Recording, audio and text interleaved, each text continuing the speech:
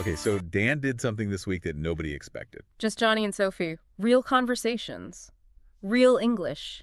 Every day. And today, we are dedicating our entire conversation to um, a really intense cognitive experiment. Yeah, intense is the right word. Because Dan secretly decided to run this on his own brain. He made this conscious decision to try and think. Wait, not just speak, right. No, not speak out loud. Literally construct his entire internal monologue. Just entirely in English. For one full, continuous day. Which is wild, and he didn't even give anyone a heads up. No warning at all. He just woke up on Monday and initiated the sequence. Right. And it's such a fascinating concept because, our internal voice is something most of us just never critically examine. Sit there. Exactly. It's like the background radiation of your daily life. We just assume it has to be in the language we were born into. And that background noise is exactly what makes this so difficult to override. But by the end of this conversation, you listening right now, you're going to understand exactly why things got incredibly weird for Dan right around 2 p.m. Oh, the 2 p.m. moment is so good. It really is. And we're also going to explore how this experiment maps directly onto what your own brain is doing at this very second. Right, but we should start with Dan's morning. Yeah, let's start there. Yeah. Because his initial experience with this self-imposed constraint was actually pretty counterintuitive. So Monday morning rolls around, Dan wakes up, and he immediately begins this internal monologue in English.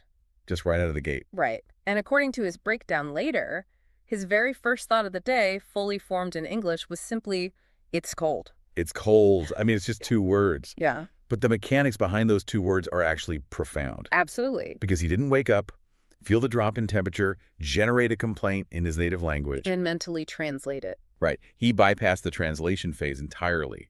The English thought was generated at the exact moment of the physical sensation. And from there, the simplicity of his morning routine made those first few hours feel surprisingly frictionless. Yeah, he noted having very basic functional thoughts. Things like, I need coffee. Or when he was driving, like, the traffic is bad. Or just, this is fine. And the lack of friction there really comes down to cognitive load. Right, how our brains handle those highly habituated routines. Exactly. Because during the first hour of the day, you're essentially operating on autopilot. The basal ganglia, which is the part of the brain involved in habit formation and routine behaviors, that's doing all the heavy lifting. So because the physical actions, making coffee, driving a familiar route, because they're so deeply ingrained, the cognitive load is just incredibly low. Precisely. Dan was easily able to force the vocabulary of a second language over these concepts because his mental bandwidth was, it was wide open. And he described having this distinct realization during his morning commute. He noticed he was translating far, far less in his head than he actually expected to. He wasn't doing the mental gymnastics? No. He wasn't searching for a native word and then finding its English equivalent. Yeah. The words were just arriving on their own. It's fascinating to look at the phrase, "it clicked," from a neurological perspective here. Yeah, because that is exactly what Dan was experiencing. Right. When we say something clicked, we usually imagine like a mechanical lock falling into place. But biologically, it represents the myelination of neural pathways. The physical rewiring. Exactly. The brain has fired those specific language neurons together so many times that the protective sheath around them thickens. Which allows the signal to travel instantaneously. He hit that threshold where the language stops being an academic subject to decode. And becomes a functional tool to navigate reality. Exactly. The reality of an entire day is that variables change, right? And cognitive load fluctuates. It definitely does. And for Dan, the smooth sailing of the morning shifted pretty dramatically when he hit lunchtime. The midday marker, that's where the texture of the experiment fundamentally changed. Yeah, because Dan decided to push the boundaries. Right. Instead of just observing his environment like he did in the morning, he tried to have a full, complex internal debate with himself. About what to eat for lunch. Yes. He's weighing nutritional value against cravings, factoring in time constraints. All in English. All in English.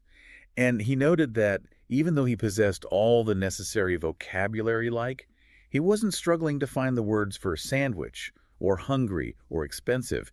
The actual rhythm of his thoughts felt distinctly altered. Think about how we use the phrase thinking out loud. Okay. It implies that thought and speech are usually separate, isolated processes. Right. Dan's experiment blurred that line entirely. He was essentially thinking out loud but keeping the volume at zero. Oh, that's a great way to put it. And doing that requires a massive amount of executive function. It does.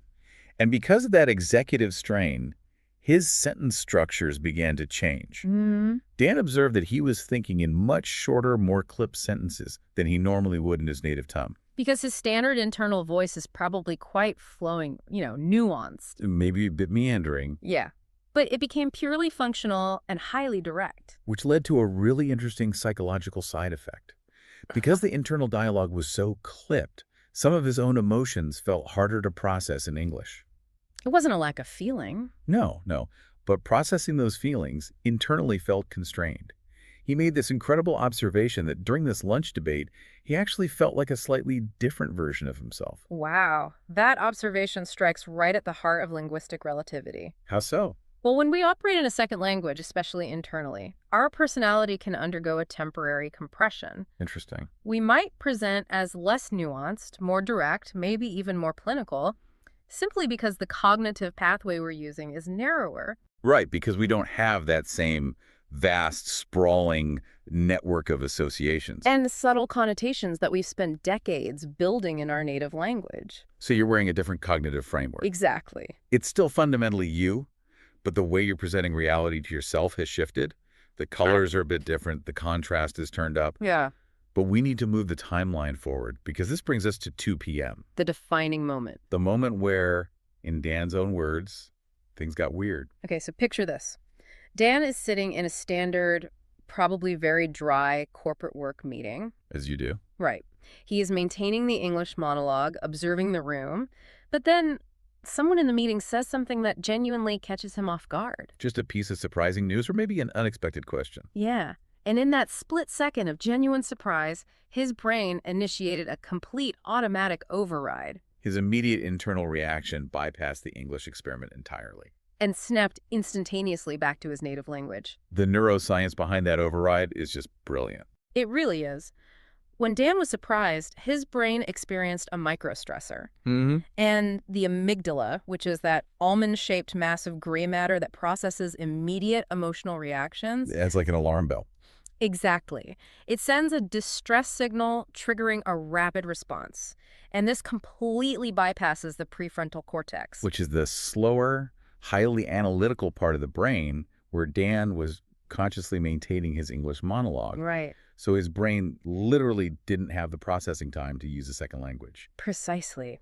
In a moment of surprise or sudden emotion, the brain takes the path of least resistance. It defaults to the strongest, most heavily myelinated neural highways available. Which is always the native language. Strong emotions like surprise, anger, fear, or even profound joy, they are deeply wired into the language of our childhood. And our core emotional development. You know, when we say someone did something without thinking, we're really talking about this exact kind of automaticity. Dan's reaction wasn't a failure of willpower. It was his biology working exactly as intended.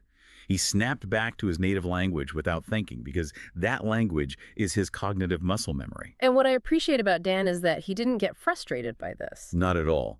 A lot of people would view that automatic override as a failure of the experiment. But Dan just viewed it as data. Right.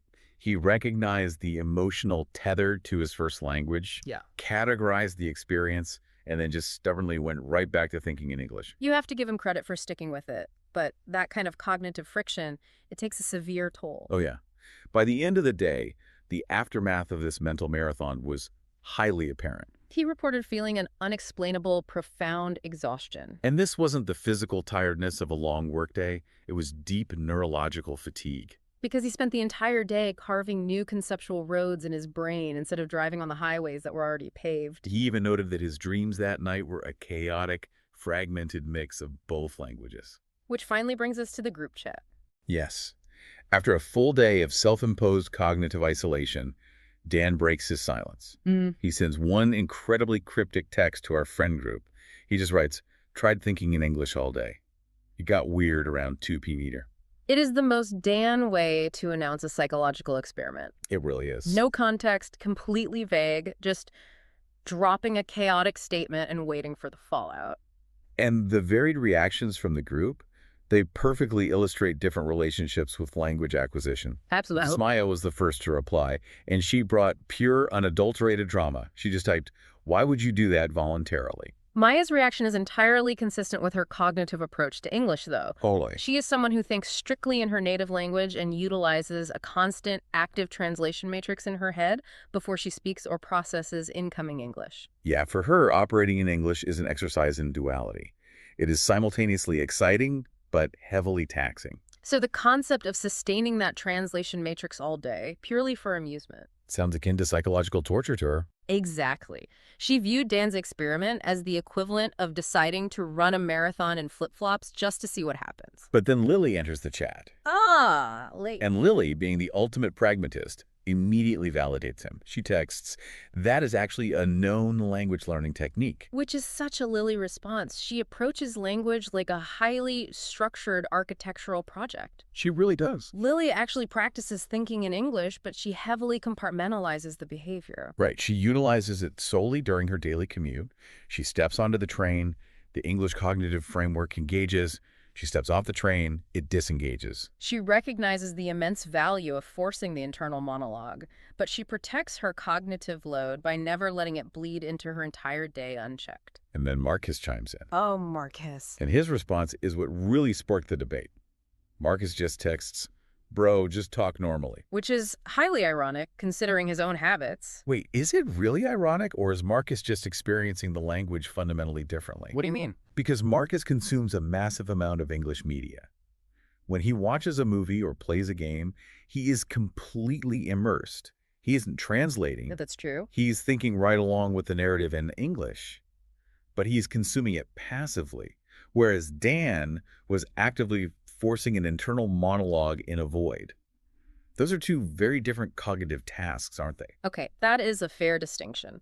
Passive immersion allows the brain to ride along the narrative rails that someone else has already built. Right. You are receiving language, and the context cues, the visuals, the music, the tone of voice, they do a lot of the heavy lifting for your comprehension. Dan, on the other hand, was tasked with generating the language from scratch to describe a mundane reality. And that generation requires so much more executive function. But the funny thing about Marcus is that he entirely lacks the self-awareness to notice his own passive immersion. Yeah, he really does. It took this exact debate in the group chat for him to realize that his brain already seamlessly switches over to English without him actively commanding it to do so. He already does the thing he was mocking Dan for, just in a different context. It was a great moment of accidental self-discovery. It really was. And Dan, acting as the catalyst for all this group reflection, wraps up the entire chaotic thread with the most stoic analytical text possible. It's just one sentence. He just writes, "It was interesting. Experiment concluded. Data gathered. Moving on." But looking at Dan's data, it really forces a much larger conversation about the intersection of language and identity. Yeah. When we talk about removing the translation matrix, what are we actually doing to our perception of reality? You are removing the middleman. Mhm. When you constantly translate, you are implicitly treating your first language as the true objective reality and the second language as merely a shadow of that reality. Like a code you have to decipher to get back to the truth. Exactly. But when you start generating thought directly in that second language, you are allowing that language to become a reality of its own. You stop describing the world through a filter and start interacting with it directly through this new set of symbols. Yet, as the 2 p.m. amygdala hijack showed us, there is always that deep emotional tether. It makes you wonder if language learning as an adult is primarily a pursuit of the prefrontal cortex, while the raw, primal emotions remain forever housed in the native tongue. Think about people who are entirely fluent in a second language. Right. When they stub their toe or drop a glass, the expletive that involuntarily leaves their mouth is almost always in the language of their childhood. That phenomenon highlights something vital about human identity. Our deepest, most formative emotional experiences, our first understandings of comfort, fear, love, and danger, they happen in our early developmental years. And they are permanently encoded in our first language. You can absolutely build a robust, complex identity in a second language. You can express profound philosophical concepts or negotiate complex business deals. But that tethered to the original emotional self, the one built when you were a child, it remains incredibly resilient. It reframes the whole concept of fluency. You aren't erasing your old identity to replace it with a new one. No, you are adding entirely new cognitive layers. You're expanding the house, not tearing down the foundation. And that expansion requires the exact kind of active neural training that Dan was putting himself through. Which is exactly why I want to jump in and do a quick vocabulary focus, just to make sure we caught the nuances of what we discussed. Did you catch that? Let's break it down. We use 3 key expressions today. First was to think out loud, which means processing your thoughts by speaking them in real time. Like when you say, sorry, I'm just thinking out loud, or sometimes it helps to think out loud. Right, and Dan was doing the silent version of that. The second expression was, it clicked. The myelination moment. Exactly. It's the exact moment something suddenly makes sense. Like, at some point, it just clicked. Or asking someone, when did English start to click for you? And the final one was doing something without thinking. Doing something automatically or instinctively. Like I answered without thinking. Doing something without thinking means you truly know it on a core level. Like Dan snapping back to his native language at 2 p.m.? Exactly. And honestly, this brings me to you, the person listening to us right now. Yeah, consider the cognitive work you are doing in this exact second. You are listening to a complex, nuanced conversation about neuroscience, psychology, and social dynamics. You are understanding these concepts, processing the narrative of Dan's day. And doing it all in English. By simply processing this conversation, you are actively thinking in English right now. It is a remarkable achievement that shouldn't be overlooked. Every single time you engage with long-form audio like this, you are heavily training your brain. You are actively building the exact same cognitive roads that Dan was trying to force during his experiment. You are already naturally achieving the state of direct thought generation that he set out to do on purpose. That is the true marker of real progress. You are doing the heavy lifting just by being here. So because your brain is already primed and capable, we have a specific challenge for you this week. We want you to try your own highly controlled version of Dan's experiment. Try thinking entirely in English for just 30 minutes this week. We aren't asking for a full, exhausting day, just a 30-minute window. You don't need to speak out loud. Just attempt to keep your internal monologue entirely in English. Try utilizing Lily's method of compartmentalization. Do it during a specific contained window. Your morning commute, while you are taking a walk, or while you're making your morning coffee. And as you do it, act like Dan and just observe the data. Pay close attention to the friction. What feels easy? Maybe the highly habituated routine stuff feels seamless. And what feels hard? Does the texture of your thoughts change when you try to debate a decision internally? Do your sentences get shorter? We genuinely want to hear how this goes for you. Come over to the Just Johnny and Sophie Instagram page and tell us what got weird for you during your 30 minutes. We read all the comments and love seeing how these experiments play out in the real world.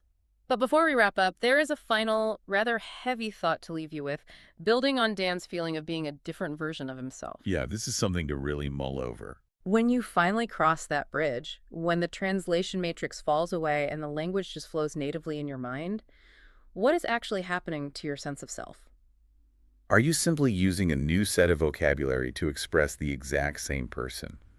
Or by changing the words you use to describe the world, are you actually generating a completely new version of your inner self? Does a new language literally rewire your personality? It is something to seriously think about the next time you catch yourself having an internal debate in English. That is a complex question to leave on. Thank you for spending this time with us, for pushing your boundaries, and for doing the hard work of training your brain today. Keep observing, keep practicing, and we will catch you next time. Goodbye.